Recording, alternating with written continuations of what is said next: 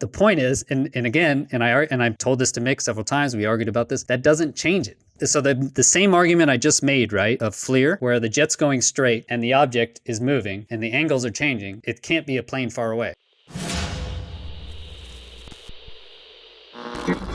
Okay, so this is the first time I'm actually using the media plugin feature of Riverside. I usually add it in post, but hopefully this goes smoothly.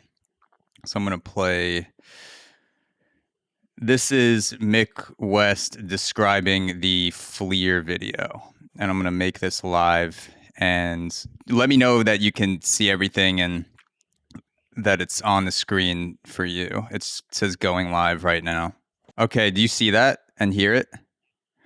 Yep, looks and sounds cool. good. Yep. I'm going to play this 2-minute clip of him explaining the Flir. Feel free to, put your thumbs up and stop me if you want to talk about something. All right, well, let's start with the Flir video. That's the oldest video. The Flir video it's actually a very small video. It's like 200 pixels wide or something like that. Very, very small and blurry. And it shows like a dark dot in the distance, dark kind of shape. And the camera operator who's in this jet following this thing is cycling through different cameras trying to get a better look at it, but you never really get any good look at it.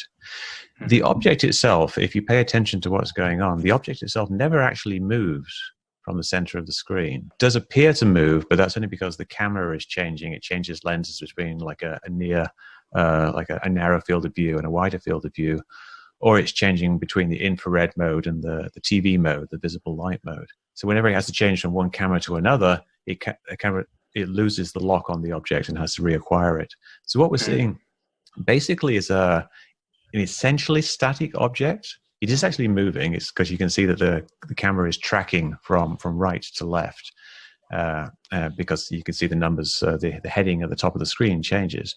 Mm-hmm. So it is moving. So it's entirely consistent with it being a plane that's very far away, probably somewhere in the range of 50 to 100 miles away. And the jet that's following it, again, perhaps doesn't realize just how far away it is and thinks that it's a little bit closer and hence moving a little bit differently, or perhaps is a bit smaller than it actually is. It could be a quite large plane 100 miles away. It wasn't where they thought it was. It's the same thing with the Chilean case. Radar's great if you know where to look, but if you're looking in like sector A and it's in sector Q, then you're not going to see it in sector A. So if they were just looking in a range of, say, like 40 miles in front of them, they're not going to see it on the radar. He got a ping on his radar, I think, and you see the little range crop up, but it shows 99.99, which means it wasn't able to get an actual range distance, which could mean that it was blocking it somehow, but it could also just mean that it was just too far away to get an accurate reading. I think that's... Okay, so that is the Mick West partial of the Flir explanation, and again, I'll link the full video for people that are curious in the description. What are your thoughts on his take there on the Flir? Yeah, I mean, again, he sounds he's very smart, and what he's saying is correct, right? In terms of yes, something further away will will be smaller, etc. But he's missing some kind of key points. The biggest thing is angles, right? So he mentions that thing is just static. It's in the center. Well, we don't actually know 100% what that's doing, but we have 100% information on the plane that's recording, right? And we know that's going straight and level, and we know the Mach number, and we know the altitude. So we know fully what the plane is doing. So the camera, we know. And so that thing's going straight and level, right? And in order to track this thing, you have to actually, while the plane is flying forward, what he mentions here is it's actually moving because the angle is tracking, right? As you get closer to something, it'll actually have to change angles to track it, right? If that makes sense. So something further away, though, is not going to move in angles nearly as fast, correct? Yeah, it'll take more time for it to seem like it's doing something different because it's so far away. Well, imagine a plane flies by you at 50 feet. It flies by you at 50 feet, right? You're going to go like this, and probably get knocked to the ground because the air is knocking you down. Okay, so your angular change is going to be that, right? Now imagine a plane, you can barely see it, right? It's out on the horizon. Your eyes are never going to move as you're tracking this thing. So that's one of the big arguments we had is on this one and on Gimbal is the range. And that's true. There was a big UAP, and he's referencing the Chilean. So again, this is not Air Force fighter pilot, okay? This is not a Navy fighter pilot. This is a Chilean who knows person, okay? Saying that they tracked this UAP, and it actually turned out to be a jet in the distance. It was an airliner in the distance. But again, that's not a U.S. fighter pilot. It's not a Navy fighter pilot. Not even a fighter pilot, okay? It was just somebody in the Chilean, I don't know. Got it. All right. So so to summarize is, if the plane was really as far away as the object was really as far away as Mick West is claiming, then it would not be moving across the screen. And you know it's moving across because the angle. If you go back to play it, it says up at the top there's an angle. Actually, they have in the Navy. We don't have it in the Air Force, but they have a number. It tells you the angle off. And since the plane's flying straight and that angle is changing, we actually know the angular change of this object. And if it was far away, it would be going like 5 times faster than the speed of sound. You know, it would be because it's further away, right? If I'm looking at an airplane far away and my head goes like this, like something's fucked up, you know? So the point is the angles don't match. So it's not far away. Got it. Yeah. You can prove it. We have triangulation. It's called triangulation. So, and we do that in fighter pilot all the time, right? The way to draw, you know, there's all these new systems or whatever, but you have to learn as a fighter pilot how to draw it. Right. And I know at 0.75 Mach, it's 1 pen length, you know, every 5 seconds. And so you can just draw it out and you can get a triangulation, right? As if you can get a triangulation of cuts on where this object is, you know, if it always hits here, I know the object's here. If it's out here and I'm making all my cuts here, well, sorry, Mick, it's not some airliner, you know, way far away. It's an object much closer. And if it's an object much closer, then the system should be able to break it out. You know, at 10 nautical miles, you should be able to see something more than just that kind of that airliner at a 60-mile distance. You know, should be seeing like heat coming out of the exhaust. You should be seeing an exhaust. You should be seeing some sort of angles. And then also interesting is in that video, it's in infrared at the beginning, but then it goes to optical. So optical is TV mode. In our targeting pods, we have 2 basic modes of operation: infrared, so you can see at night, etc., heat. And then you have your optical mode, so you can see, we use it during the day, obviously, and then for color, etc. And in both of those modes, it actually looked the same, right? And if you look at the example Mick gave, it was only in infrared. But an optical, when he goes to optical at that distance, unless it's wildly out of focus, etc. But yeah, the biggest thing is the angles, and that's the key, right?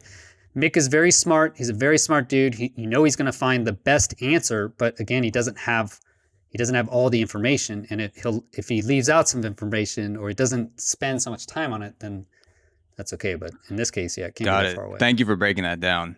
So here's the gimbal. Let me know when you can see this on your screen, and then we can start going through it. It's also about the same length, like 1:45, 2 minutes. What I think is going on with the gimbal video is that it's actually the glare from the infrared, So the engines of a plane are very, very hot, and they show up in the heat-sensitive camera essentially as bright lights. Now, in this video, it's inverted, so hot is black. So it looks like a black object, and you've got the shape of the glare. Now, you're familiar with, in astronomy, you often see what looks like a cross over a star or a celestial object of some sort because of the diffraction effect. And this is actual, you know, the aperture of the camera has an effect on what the glare looks like. And what's happening, I think, here is that you're getting essentially a flying saucer-shaped glare, which I've actually replicated with little cameras I have on my own. And it's because it's so bright, because the engine is so hot, it's obscuring the actual outline of the plane, which you might see in the infrared, which wouldn't be very hot anyway, so you wouldn't see very much of it. So all you're seeing is this glare of the engine. Now, where it gets confusing is where it seems to rotate. Yeah. And this is quite a difficult thing to explain to people, but essentially it's kind of a limitation of the camera system that they have. They mount it in such a way that it can only rotate along its forward axis, and it can only do a kind of an up and down rotation around one horizontal axis. And to be able to track something, you actually need 3 axes of rotation. Mm-hmm. So for it to go left to right, when it's actually tilted down a bit, it actually ends up having to rotate the camera, and that rotation is internally corrected for. But because they're doing an internal correction of the rotation, this means that the scene doesn't rotate, but anything that's an optical artifact within the camera does rotate. So the shape of the glare itself rotates. And this is something I've replicated this exact thing with camera setups of my own, using like a small camera mounted on an arm and rotating it, and then applying derotation. And you see this exact same thing, a kind of a saucer-shaped glare that rotates independently of the horizon, which happens to be my garage in the video I made. But yeah, this is something you can demonstrate that it happens. It makes perfect sense if you look at the actual mechanics of the gimbal system. The gimbal, if you look at the patents, they describe that they have a gimbal lock correction that happens between plus or minus 3 degrees, around 0. And that's the exact point that this rotation happens, around 3. Okay, so that is the gimbal explanation from Mick West. What are your thoughts on that? Yeah, that is, again, another interesting one. I think he's actually right on the glare, like he's correct. But again, it doesn't change anything, actually. It changes a few things. And this is one of those instances, actually, where Mick I think he's made a correct argument, and no one will listen to him on the ufology side. Like, they will just completely discount his argument about the glare rotating. And I looked into it for a year. We looked in, and at the very end, I finally saw it. I was really trying to see, but I think I don't know. But finally I put my hand over the actual gimbal object, and then I thought in my brain, okay, when do I think it's moving? When do I think the gimbal object is rotating, right? I shouldn't be able to tell if it's independent from the jet, right? So I put my hand over it, and every time I would stop it, I'd be like, okay, it moved, and I stop it and it moved. And so I think, and then I worked with Bradley. This guy, he's an engineer. Sorry, I blanked on his last name. This was a year ago. He went through and analyzed. Mick actually he did the hard work and built this whole simulator, because he makes video games. So he built this simulator that replicates what he's talking about, that 2 degrees of freedom, etc. He shares it open source. Actually, you can play with it. I played with it. I saw his argument. I brought it up to Bradley. Is it Paul Bradley? Yeah. Okay, yeah, there you go. Yes, that's it. Paul Bradley. Sorry. Yeah. Excellent. Glad you remembered. Yeah, I haven't heard from Paul in I think over a year, so sorry about that. But yeah, he basically agreed that Mick's point was viable, that it makes sense. That if you combine that with the glare rotating, just being able to see it personally, I was like, yeah, that makes sense. Now, the point is, and again, and I told this to Mick several times, we argued about this, that doesn't change it, because it's still, so the same argument I just made, right, of Flir, where the jet's going straight and the object is moving and the angles are changing, so it can't be a plane far away, right? That's even more the case here, because if you look at this, a gimbal, it's in a turn. So actually, we're in a left-hand turn here. So the plane's in a left-hand turn, and that little bar, that's going to be at the horizon, right? So we're for sure turning. And if you look, the gimbal object stays basically, there are some angles changing, but we can track it. You can track, like I said, do the triangulation marks, and this object is around, what I got was 6.9 miles away, like no joke, plus or minus half a mile is what I threw in there. But you're looking at 7 miles away. Okay, 7 miles away, the object should look like that flanker that he showed, where it showed that fighter, and it's like, oh, fighter, and it looks clearly like a Su-27, a flanker, Russian flanker. That's what it should look like. You should be able to see something. The same things I talked about. It's 7 nautical miles. This thing should see a thrust. The other important point on this, right, is that if you know how far away something is, even if you don't know what it looks like, you can size it. Right? So if I know the size of an airplane, and like an F-16, and it's a mile away, right? And I know my sensor, now, I'm sorry, if I don't know how far away it is, but I know it's an F-16 now, I can tell you the range, based on how big the plane is. This is called mil sizing. So milliradian sizing. It's what we use in fighter pilots. Snipers use it to like, shoot stuff. Now, based on that, this thing is turning, right? It's less than 7 miles away. If we range it, we know the range, it's less than 20 feet across. Or I'm sorry, it was less than 30 feet across. Less than 30 feet across. And we don't see any of the body, right? It's going this way. So if it's going this way and it's less than 30 feet across, which is, then where is the plane? Like, where is the thing pushing out the exhaust? Like, it's not there, you know? It can't be a plane because you can't fit a plane that we know about into this glare, right? And then the other question is, why is there glare? You know, I'm pretty sure from 7 miles away, I could identify anything I locked onto with my targeting pod, right? I could literally identify it. But this thing now, you can't, because when you try and shine a light on it, all you get is a big bright glare back, right? And then, so what I'm envisioning now is that it's like this ball of intense light or something. And that's what's flying, because there's no exhaust, there's nothing coming out of it, and there's no plane there. Yeah, and it's definitely less than 10 miles. I mean, I asked Ryan Graves in our meeting that you mentioned. I was like, Mick West says it's greater than 10 miles. I was like, was it less than 10? He's like, yes. Like, we saw it. We see it with our eye. You're flying too. When I'm flying, you know, it'd be like, okay, you're walking outside and you couldn't identify that you couldn't tell if that car that was driving on the road was 10 miles away or if it's 100 feet away. This is kind of what they're saying, you know, like when I'm flying, I know I get a feeling for how far something is because I'm flying with it, you know? If he's in this turn and this object's far away, then the object would be behind him after 30 seconds. You know, it doesn't make sense. He's in a turn. So after 30 seconds, if you turn, then the object's going to be behind you if it's far away. So I don't know. But then everyone gets so bent out of shape on the glare thing, right? That they're like, they won't even look at his argument. But that argument's correct. So that argument's correct. I think the spinning part of it actually is inside the targeting pod system.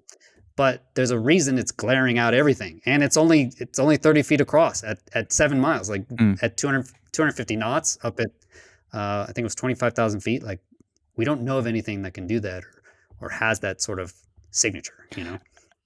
So yeah, Gimbal's by far the strongest. Yeah. So as a fighter pilot, how often are pilots misidentifying either the distance or the object? I mean, you're always doing that to some extent. That's the whole point. You're always misidentifying stuff. And so you're just always checking again. You know, that's why when he locks onto this thing, they're like, what is that? You know? Yeah.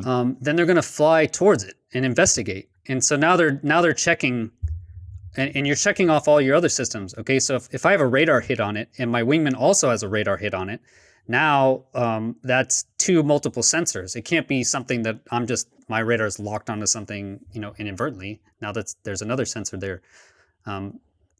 You're always misidentifying things. So I never trust myself as a pilot. I'm always second checking everything, multiple times. Everything. And you're always updating your response. So I don't know what this thing is right now. Okay, let's go find out. That's what they did, right? So they didn't know what it was. So now they're going to identify it. Okay, what is that thing? Let's go find it. Have I ever gotten anything that I couldn't identify? No. You know, like, unless you ran out of gas, but they're faster than everything. When I talked to Ryan, why they didn't actually engage with those guys is it was safety. They were worried, who are these things? What are these things? What are they doing in here? I'm not going to get close to this thing. I don't know what the fuck it is, you know? And it was getting dark, you know, running out of gas. That's why they left. But, you know, I've never been in a situation where I couldn't go and unable to identify something. Yeah. So this is the last one, the GoFast. This is a little bit shorter. It's only about 1.5 minutes. So let me know when you can see this on the screen and I'll play it. Yeah, it looks like it's moving really fast, and it looks like it's very close to the water, and this is what people have presented as being. But if you do the math, which isn't very complicated, you can actually use the numbers that are on screen because it has a range number. you have the altitude of the plane itself, which I think is 22,000 feet. So, and you have an angle down that the camera is looking down. So if you know how high the plane is, you know how far away the object is, and you know the angle down, then you can just use the sine of the angle. Just trigonometry, yeah. Yeah, it's just simple. You can simply work out how far away it actually is and how far below the plane it is. And it ends up being halfway between the plane and the water. So it's actually at about, I think, 11 or 12,000 feet. And once you know that, you can also figure out how fast it's going. You can do a kind of 3D recreation of it, which I did. And it doesn't actually have to be moving very fast. It can be as slow as, I think, 40 knots. And the fastest it would be going is actually more like 100 knots. And that range of speeds is quite a reasonable relative speed differential between the wind at 11,000 feet and the wind at 22,000 feet. Because the wind at 22,000 feet can be moving very, very fast, whereas the wind at 11 could be moving slow and or in a different direction. So what it looks like to me is something that's moving at wind speed, and the most likely thing is a balloon. And from that, an even more likely thing is that it's a loose weather balloon. Okay, so that is Mick West's impression of the GoFast. What are your thoughts on what he breaks down about that? Yeah, I think he probably has the strongest argument for this one, because like the other ones, it was using angles. He says it's basically further away, and that I can definitively prove. I think you can definitively prove that Gimbal and Flir are not distant airplanes. Just based on the geometry of the angles and how it moves. With this, you can't, right? So this, with the GoFast, when I talked to Ryan, he was like, I asked him when we chatted. I don't remember exactly how the exchange went. Was basically I was saying is, I can't prove that it's not a balloon. So in that case, could it be a balloon, etc.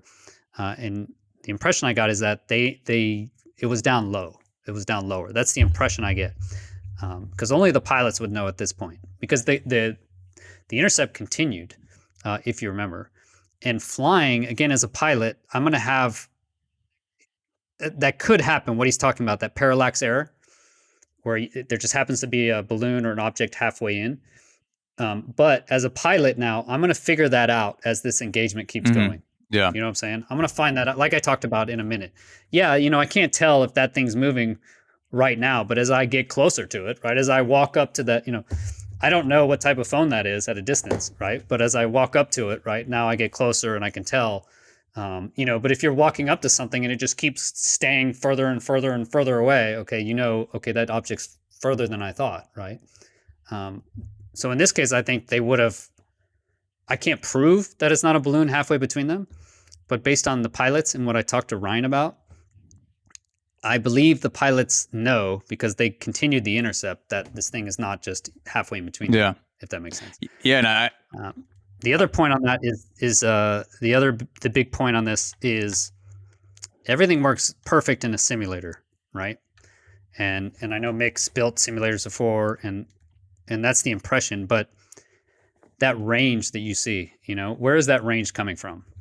And this is where you get into issues with classification and all that stuff, right? You're talking about sensors, et cetera. But if you look at where the targeting pod's aiming, and you look at the unclassified F-16 radar, it's outside of the radar vision, right? So where is the range coming from? Personally, I think that range that we're seeing is actually range to their steer point. So if you're flying around a circle, or if there's a point out there, then you would also get the range, because the range doesn't match. It didn't match for me either way, really. Even how Mick is arguing that it's in the middle, it didn't really match. So I would say everything works great in the simulator, but those ranges and everything that he's talking about, they have to come from, in the real world, they have to come from something. And that's a lot of the job as a fighter pilot. If you talk to like an air-to-air fighter pilot that only focuses on air-to-air, literally like 95% of their job is identifying the enemy, right? Well, maybe less. A lot of it's fighting them after that. But correctly identifying the enemy at range, right? Identifying them at range.